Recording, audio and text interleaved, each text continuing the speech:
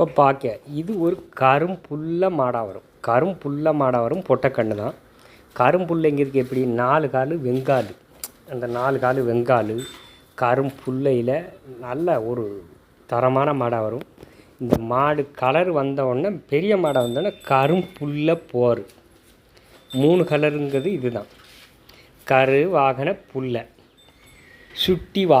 சுட்டி வால் இருந்தாலே அந்த மாடா அது பிக்கூருக்கு பெரிய மாடாக வரும்போது கரவத்தரம் அதிகம் இருக்கும். கரவத்தரம் அதிகம் இருக்குங்கிறதுக்கு அந்த சுட்டி, அந்த பூவால் நல்லா துப்புரவான கால், நல்லா அதுக்கு தக்க சிம்பிளான மண்டை, சித்து மண்டையாக இருக்கும். நல்ல மாடாக வரும். வெள்ளாச்சட்டை தரமான மாடாக வரும். இதை வளர்க்கணும்.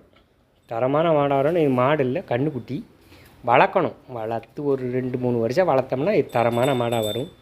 நல்ல